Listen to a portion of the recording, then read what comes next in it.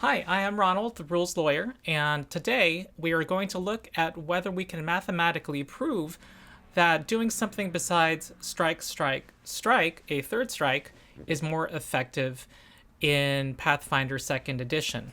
I am Ronald, I am the rules lawyer. I am a lawyer who also runs and teaches tabletop role playing games with children. And please like and subscribe to my channel if you want to get more videos on Pathfinder 2e, and I aim with these videos to create resources that can help popularize and teach Pathfinder 2nd Edition.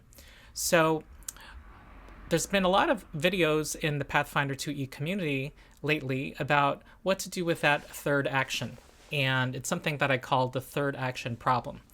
Unlike in other fantasy tabletop role-playing games, attacking multiple times on your turn has diminishing returns. Your first attack is at your full attack bonus, but if you make a second attack on your turn, that attack has a -5 penalty. And if you make a third attack or more attacks on that turn, those attacks have a -10 penalty. And this is deliberate. It disincentivizes making as many attacks as you can on your turn as possible, and makes you consider other options.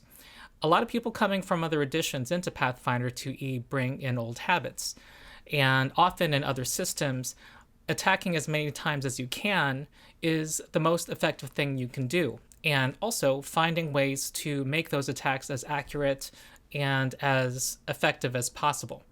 It leads to usually a single routine that you can repeat every round.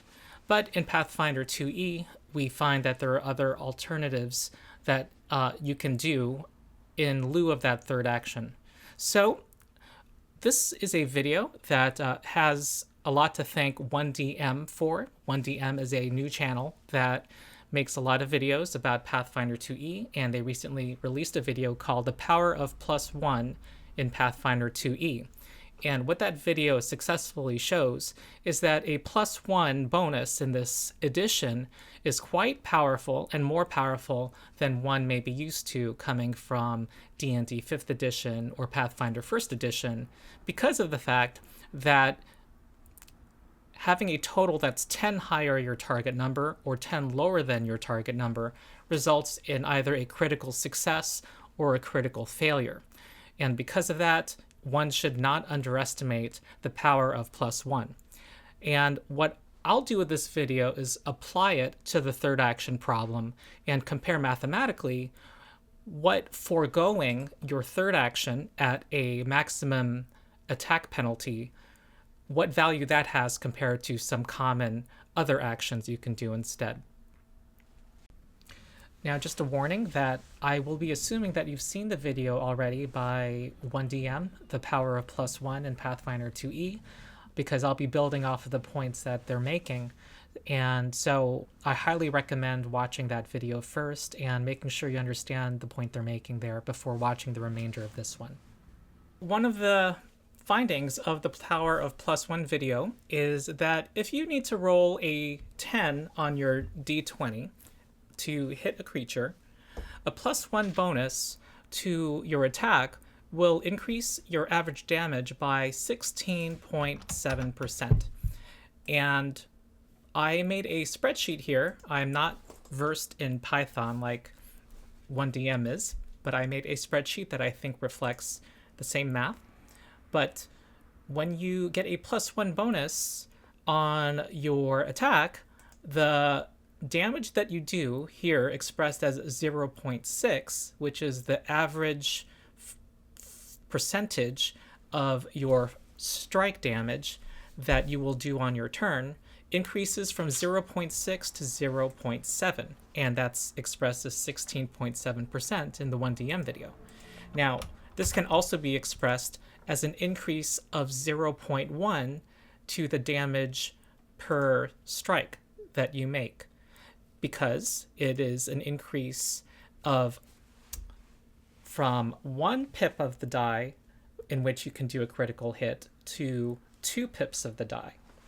So we often will see in this, when I make these comparisons, comparing the effect of a third strike at full multiple attack penalty to some alternate action, we'll see things expressed as these small seeming percentages, such as 0.05, 0.15. But what they really mean is much more than that. It's not simply, let's say you and all of your allies do 100 damage per hit. If you were to get a plus 0.05 in your team's collective effectiveness in one round, that doesn't merely mean an average damage increase of 5. What that actually means in play is that there will be a 5% chance that one of the results from a roll will be affected by the bonus, so that a critical failure will turn into a regular failure, that a failure will turn into a success, or a success will turn into a critical success, that there will be a 5% chance that whatever you've done will affect one of those outcomes. And one of those changes can completely swing the battle. So things are even more impactful than that would suggest. There are abilities like evasion in Pathfinder 2e, where if a rogue or some other character rolls a success when trying to evade damage from a fireball or some other effect that calls for a reflex saving throw, it results in a critical success. So if they miss their saving throw by 1, they would have a failure. However, if they have a +1 bonus on that saving throw, they get a critical success. That is not reflected and can't be reflected by these numbers that this video will show. So they're going to actually underestimate the impact of these abilities. Now, to take one extreme example, there is a spell called Slow in Pathfinder 2nd Edition, which if it lands on one of your party members and they fail their saving throw, they will be slowed 1 for 1 minute. What does slowed 1 mean? That means that you only have 2 actions per turn instead of your usual 3. And 1 minute is 10 rounds. That is losing 10 actions for, potentially 10 actions for the battle. A huge effect. Now, if a character were to succeed on their saving throw, that effect will only last for 1 round. They will be slowed for 1 round and lose effectively, totally, 1 action. Now, if you're a 7th level barbarian that is the target of the slow spell, and you succeed instead of fail on your saving throw, you have a class ability called Juggernaut. And what Juggernaut means is that your success on a fortitude saving throw becomes a critical success. So a +1 on a saving throw can be the difference for Barbarian of being slowed 1 for 1 minute to being completely unaffected by that spell. So a +1, when it makes a difference, can be huge. Finally, there are classes, usually martial classes, that starting at 5th level have the ability to apply the critical specialization effects of their weapons if they score a critical hit.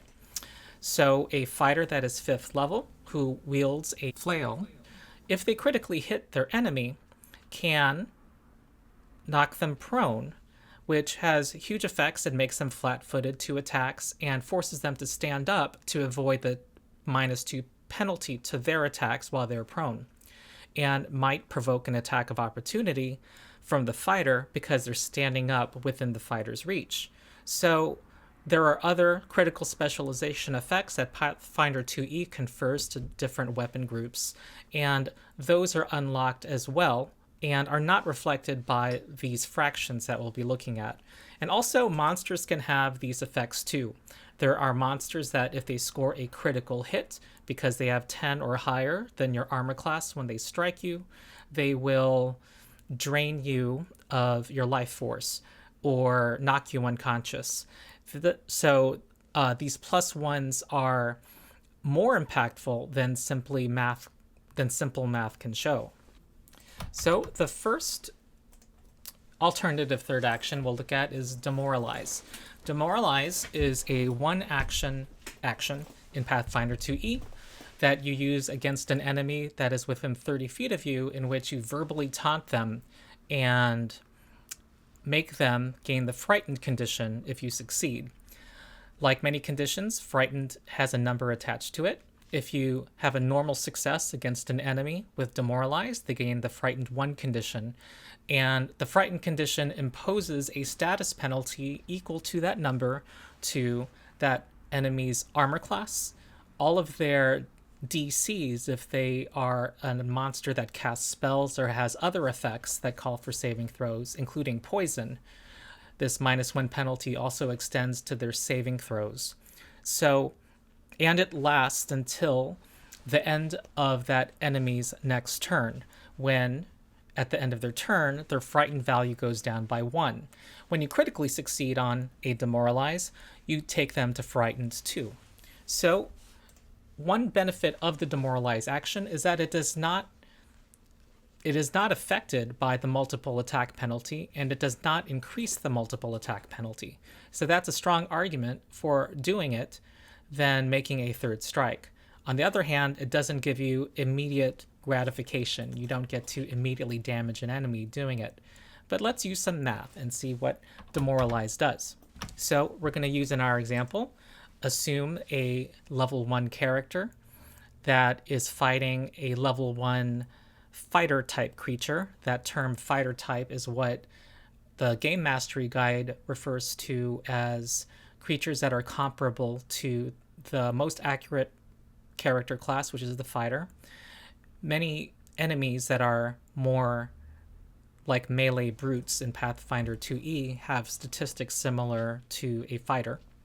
So a level 1 character that has typical stats, that has an 18 in their main attack ability, will have a +7 bonus to their attack. And a typical level 1 fighter type creature will have an armor class of 16. Also, to simplify our example, we'll use a non-agile weapon. Agile weapons have a smaller multiple attack penalty. Then character A, our martial character, will be starting their turn and ending it adjacent to the enemy. So it's in this situation that character A has the option of making 3 strikes on their turn. This example would also apply to an archer character that's within 30 feet of an enemy within Demoralize range. So they will do 3 attacks in succession, each one less accurate than the previous. And on the first strike, they will do on average 70% of their strike's damage. As we see at this chart, they'll need a 9 to hit. On their second strike, they will need a 14 to hit and do 40% on average of their strike's damage. And on their third strike, which is the one that we will examine and look for alternatives to, they will do on average 15% of their strike's damage. Now, what they could do instead is demoralize that enemy. Many characters at first level do not have the highest charisma, but if one did some decent investment into it and let's say put 2 ability boosts in it, they will have a +2 charisma, and if they trained in intimidation, they would have a +5 bonus. And a level 1 creature would typically have a will DC of 17, the will DC being what you need to meet or exceed in order to successfully demoralize them. So if this is successful, I measure the success rate as 55%. They need a 12 or higher to succeed on this intimidation roll. However, if they were to critically succeed by rolling a natural 20, the enemy would be frightened 2 for a round. Then, on the next turn, they will be frightened 1. And as compared to being simply frightened 1 for 1 round, the cumulative effect of being frightened 2 in 1 round and frightened 1 in the subsequent round is 3 times the effect of being only frightened 1 for 1 round. So I count that additional possibility of critical success as 15% added to the 40% chance of a regular success on Demoralize. So if the enemy is frightened 1, every ally who we will assume have a +7 attack bonus as well, will have their average damage per strike increase. On their first attack, it would increase from 0.7 to the 0.8. They would need only an 8 to hit that enemy. And on their second strike, it would increase from 0.4 to 0.45. These are increases in average damage of 0.1 for their first strike, 0.05 for their second strike if it has the multiple attack penalty, and if they make a third attack, it would be another increase of 0.05. Now, if a ally, let's call them character B, makes 2 weapon attacks, character C casts a spell that includes either an attack roll versus AC, or calls for a saving throw by the enemy, who, let's remember, has a -1 to their saving throws also. And then character D, let's be conservative here, does 1 attack that calls for a roll. Well, we'll see that these are the results. The character B will have an increase of 15% of one of their attacks damage, and character C and D will each have an increase of 10%. When we add those together, we have an increase of 35% of one character's attacks, and that is patently better than the 15% that the character A did not go with by making a third strike. Now, I have this additional number in parentheses, which reflects the fact that the Demoralize is not guaranteed. If they effectively have a 55% success rate on Demoralize, weighing a critical success higher than a success, then this on average would lead to a plus 0.1925, which is still better than the 0.15. But that doesn't give the whole picture. One usually wants to demoralize before as many attacks as possible you do by your party, and that includes your own. So our character, our melee fighter in the monster's face, or the archer that is within 30 feet, will try to demoralize the enemy before making their strikes. So if we include character A's strikes as well, this increases to plus 0.5, and if we take into account the possibility of failure of Demoralize, it's plus 2.75, which is significantly better than the plus 0.15 from making a third inaccurate strike. And then we add to that the fact that the enemy is now less accurate with their attacks. So our enemy now suffers a -1 status penalty to all of their attacks and also all of their spells and special abilities. For a typical level 1 fighter type creature, they have an attack bonus of +9, and your typical level 1 player character who has armor is going to have an armor class of 18. We look at the math here and see their successive strikes. We're going to assume that they're going to attack. Let's again we'll assume that they'll attack 3 times. So typically they would do these 3 strikes, 0.7, 0.4, 0.15, and do on average 125% of one of their strikes damage against a player character. With them being frightened 1, that goes down to 105% or 1.05 of their average strike damage. This is a net change of minus 0.2, and if we take into account the possibility of failing a Demoralize check, minus 0.11. Now, when we add it all together, we see that the party, seen as a unit, has decided to forego that character A's third inaccurate strike, which on average would do 15% of that strike's damage, and in exchange for increasing the party's collective damage by 27.5% of one of their attacks. And one of their attacks may be more impactful than that character A's strike. It could be a debilitating spell or a very powerful spell, for example. Also, the party has reduced the enemy's likely damage output by 11% of one of that enemy's strikes. So when we step back and collectively add this all up and consider the net change, it is a net positive change to Demoralize, even taking into account a possible failure chance of Demoralize, it is a net positive change for the party. Now let's say we had a charisma character, let's say a bard or a sorcerer, who invests in intimidation at level 1. They'll actually have a +7 bonus when they try to demoralize that same enemy. So if we run the same math, we see that there is a net of 34.5% increase, effective increase for demoralizing, trying to demoralize, than making that third inaccurate strike.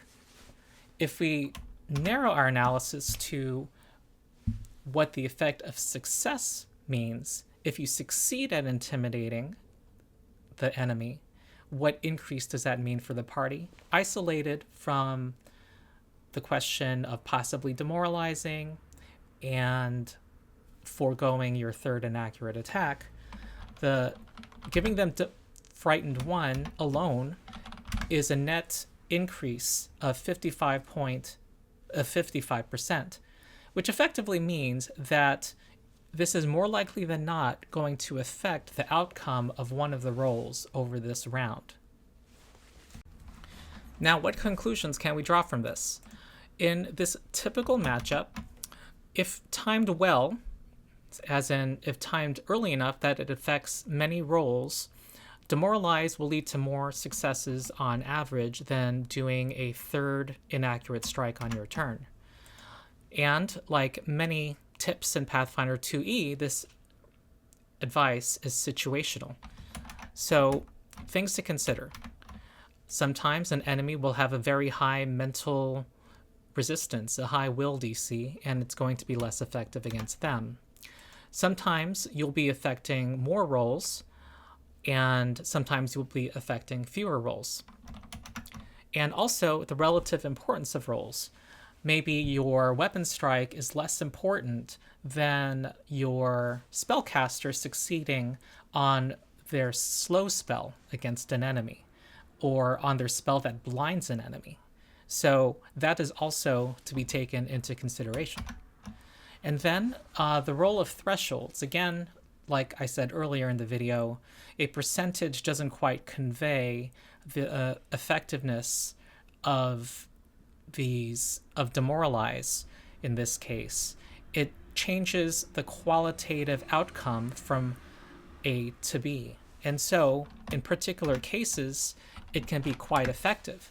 Let's say turning that critical hit from the monster against your ally into a regular hit could prevent them from being knocked out.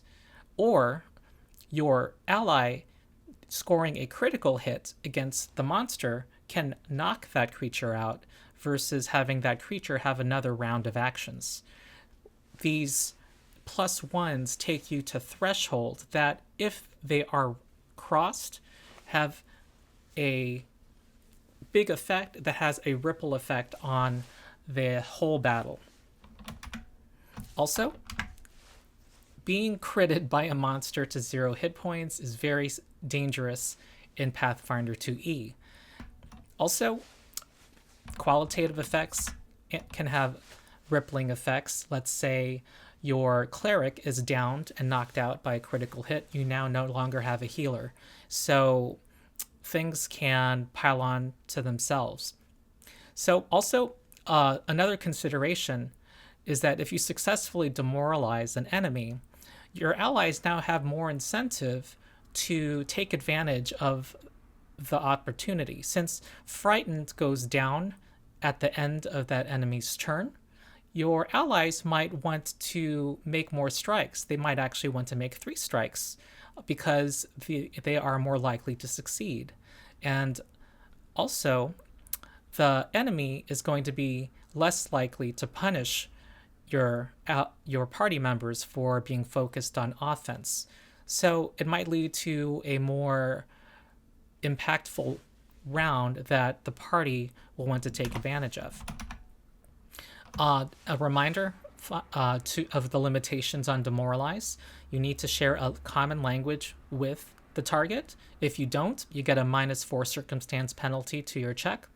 And once you attempt to demoralize against a given creature, that your same player character cannot attempt to demoralize them again for 10 minutes. The next alternative to a third strike that we'll look at is trip. Trip is like Demoralize, it is a skill action based in the athletic skill. So it is based in strength. And what trip does, if it succeeds, is it knocks an enemy over and gives them the prone condition, which means that it is flat-footed and therefore has the -2 circumstance penalty to armor class and the -2 circumstance penalty to its attack rolls. In addition, they are limited to standing or crawling. They cannot stride. So the trip action is different from Demoralize in that it contributes to the multiple attack penalty and suffers from the multiple attack penalty. So we're going to look at an example where comparing striking 3 times to, instead of doing a first accurate strike, doing instead a first more accurate trip. So we'll have another typical example of a level 1 player character. Many level 1 characters have maximum strength, and so let's assume that they are trained in athletics and have +4 bonus in strength, and therefore have a athletics skill bonus of +7. And the typical reflex DC, which is the DC you look at for trip attempts, is for a level 1 character is 17. In this case, we have a character that starts maybe 20 feet away from an enemy and will use their first action to walk up to that enemy and use their next actions to make strikes. So their first strike will, if they make only strikes, their first strike will have on average 70% of their strike's damage, and their second strike will inflict on average 40% of their strike's damage. Now, if we forego that first strike and instead do a trip, we see that that trip will succeed 60% of the time. And on a critical success on a trip, you inflict 1d6 bludgeoning damage. We will not consider that in this because it does not affect the following math. So we will set that aside. So a flat-footed opponent gives allies effectively a +2 bonus on their attack roll. So instead of their first attack having on average doing on average 70% of their attack's damage, it would have on average 90% of their attack's damage.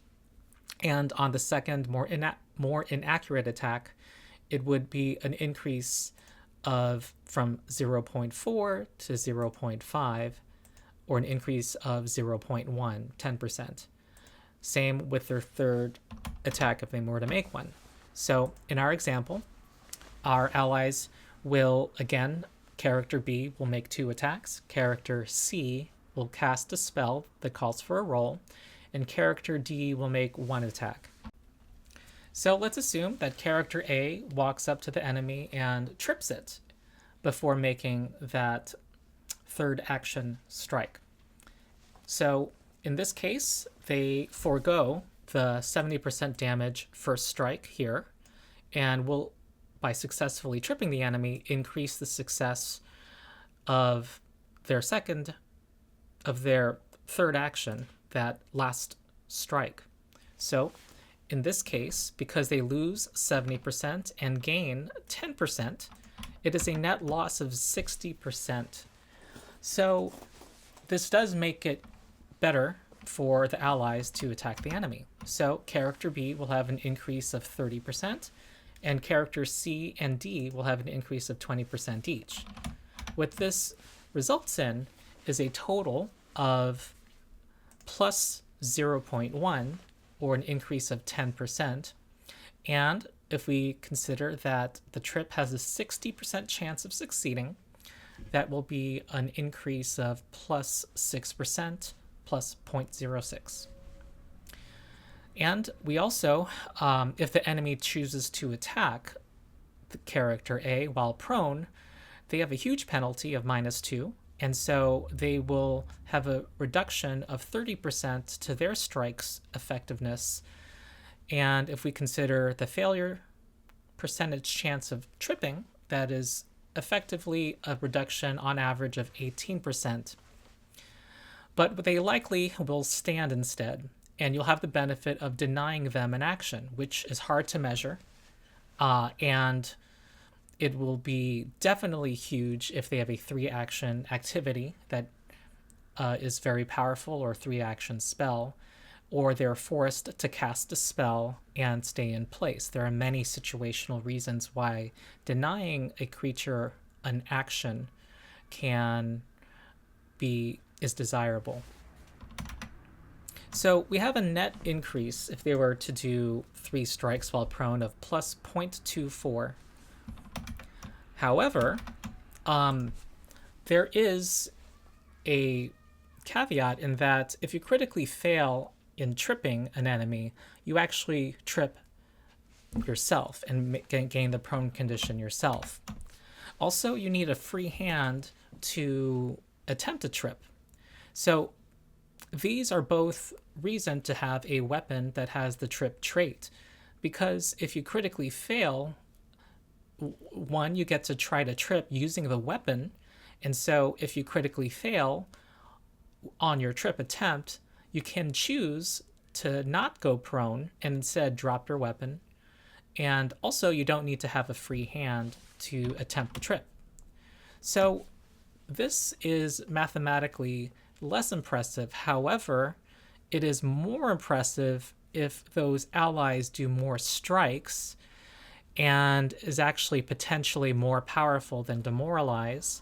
And you can repeat it if your allies have many or very important attacks to make against that armor class. Now, the last thing to consider for tripping is it's very often a good idea and a much better idea to try to trip an enemy that will provoke an attack of opportunity when it tries to stand up. If you have a fighter in your party, at level 1, they can do attacks of opportunity, and many martial characters can access attack of opportunity by level 6 or so. So what effectively happens is that, let's say character A were a character that had attack of opportunity. When that enemy tries to stand up, they will provoke an attack from character A that's at that character A's full attack bonus, its most accurate attack. So it will be as if they never gave up anything to begin with. And so these numbers increase to 0.9 if they succeed on their trip, and if we take into account the possible failure chance of the trip, plus 0.54. So if you have attack of opportunity, it's very often a good idea to trip. Now, the last common alternative to a third inaccurate strike is raising your shield. And shields, most shields, when you raise them, give you a +2 circumstance bonus to your armor class, but it costs an action. So let's compare that to making a third strike at your full multiple attack penalty. So again, we're going to assume a level 1 character wearing armor versus a level 1 fighter type creature. And if a level 1 character has armor, their armor class will likely be 18, and that enemies' attack bonus will be +9. And let's also assume that they will use a non-agile attack. So if our character makes 3 attacks, this is what their attacks will do. On average, 70% their strikes damage, 40% their strikes damage, and 15% their strikes damage. Now, what if they decide to raise their shield instead of making that last inaccurate strike? Well, let's see. So normally, if you don't raise your shield, that enemy will be doing similar damage to you. And if you do raise your shield, their success will decrease significantly.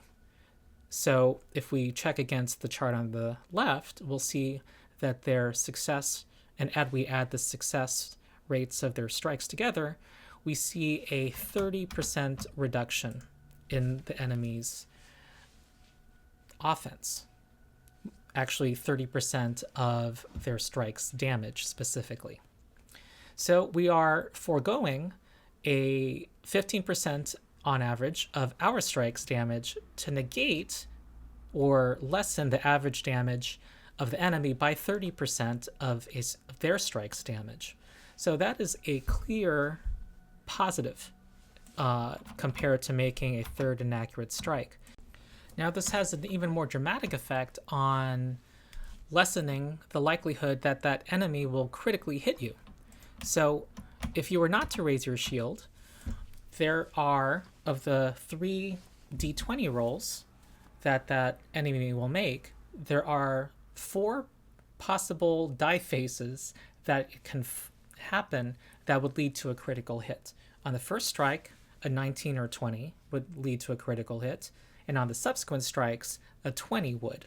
And so I call this a total of 4 pips that lead to critical hit. If you were to raise your shield, not only does the enemy need a natural 20 to critically hit you on the first and second strikes, but on the third strike, a critical hit becomes impossible. So this is a 50% reduction in them critically hitting you. And as I said earlier, sometimes they have nasty effects on critical hits. They can drain you. They can, if they knock you out, put you at dying 2, which late in a battle, if you have the wounded condition, can instantly kill you. So this is a big positive for your character. Now, if we look at fighting a higher level creature, in this case, a creature that's 2 levels higher, a level 3 creature, they have a strike bonus of plus 12. And this is a less impressive looking percentage reduction in their chance of doing a critical hit against you. But we need to remember that critical hits from a higher level creature are much scarier, can knock out a level 1 full health character, and are much more likely to knock you out. And so that is also hugely impactful in preventing a catastrophe.